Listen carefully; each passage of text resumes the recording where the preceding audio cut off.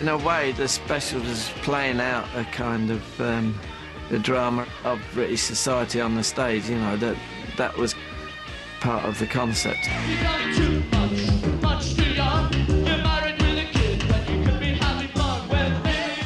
Two-tone. I think that we were using elements of that time, of what Jamaican reggae artists and Jamaican ska artists like Laura Lake and Prince Buster, all those kind of people, and the Scatholites were doing. But we were really of the punk generation. Kind of recycle our cake.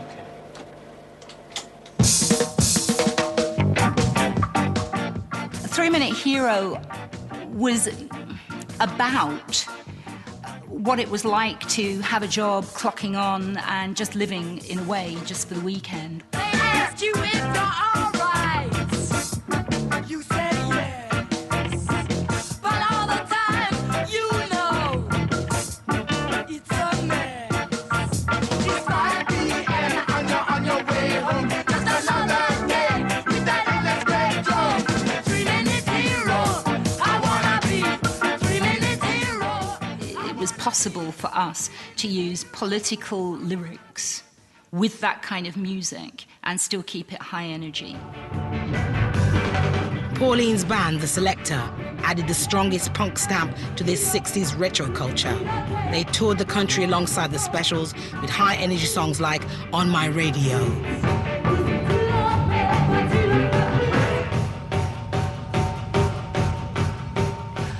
On My Radio showcased the vocals because of the very high on my radio, that kind of business going on. It sort of sounded a bit like Kate Bush crossed with, I don't know, you know, Millie Small crossed with some other kind of reggae thing that was going on.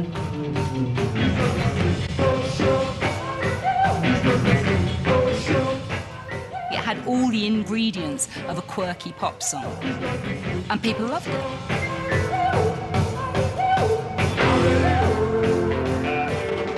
With the two-tone at the time, the ska revival, I always found that there was a closer connection with punk than there was with ska. It was like a lot of what would normally be a punk band would get up there and play an offbeat, and suddenly you've got something that sounds vaguely like ska. None of us was really interested in being part of what was effectively just a ska revival. To start playing ska was like taking 2 steps backwards, you know what I mean? So we wanted something a little bit more long-lasting.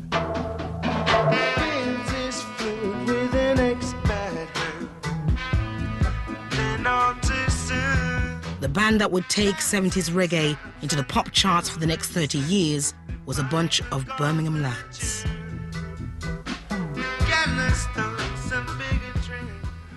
We called ourselves a jazz dub reggae band when we started. But we wanted to make reggae music, you know, that was important to us.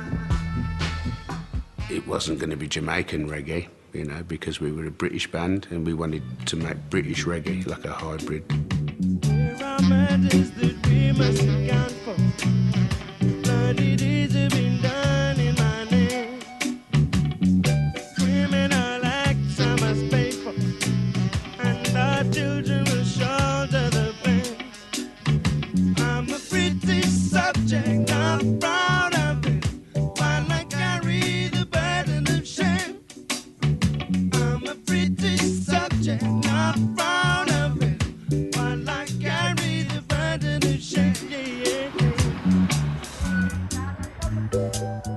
Our environment totally shaped who we were.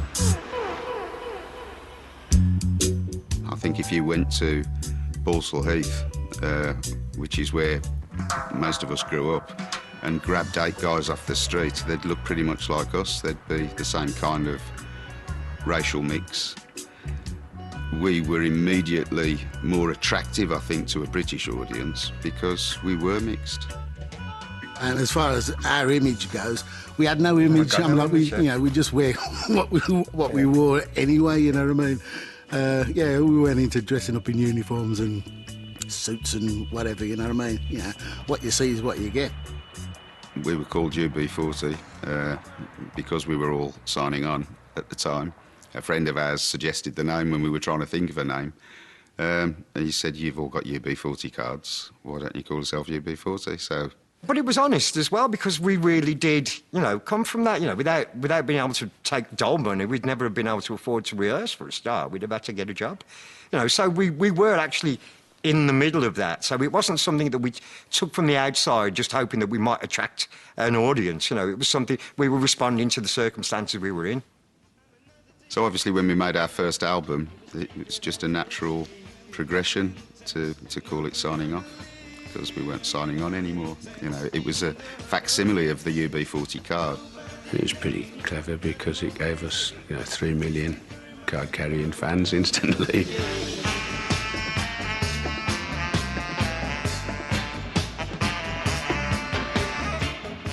It sold 8 million copies, you know, and for an album made in a bedsuit, that was pretty good going.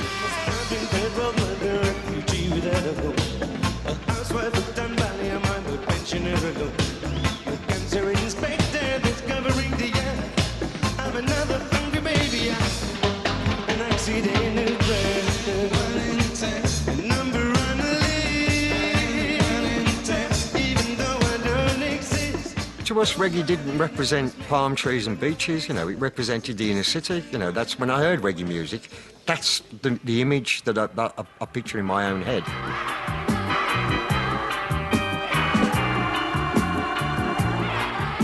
By the dawn of the 80s, new wave reggae from two-tone to UB40 was taking on Thatcher's Britain.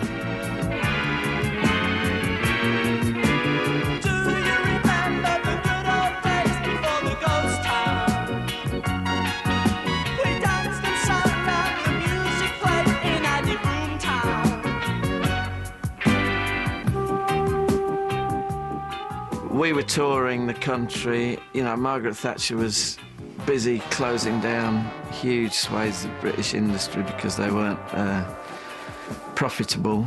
She was like Al Capone, I would guess, because her mob weren't getting paid, she was going to shut them all down. So that's what happened, and we were touring the country, and we could literally see it happening.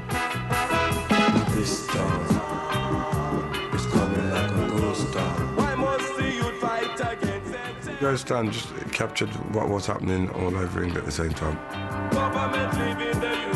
It was all closing down. All your local corner shops were closing down. Dance hall was getting closed down. It meant something to you. People getting hungry.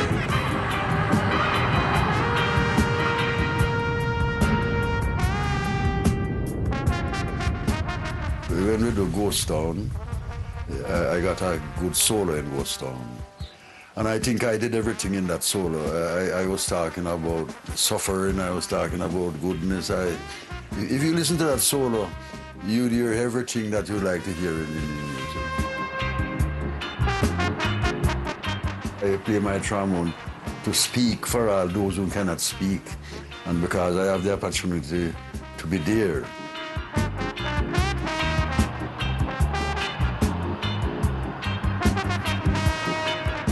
Because we know oppression very well. We know oppression very well.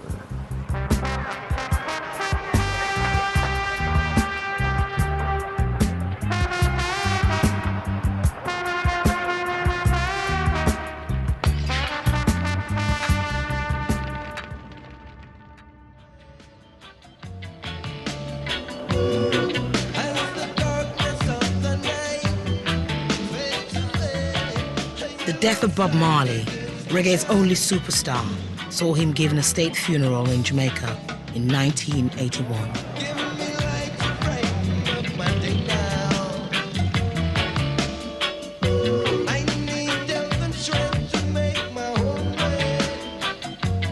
The British roots bands that had once built themselves in Marley's image now found they were losing the support of their record companies and their audience. These bands, Aswad, Matumbi, Steel Pulse, had gone slower reggae and a bit more political. And the fun had gone out of reggae for a lot of those bands. It was a serious music now.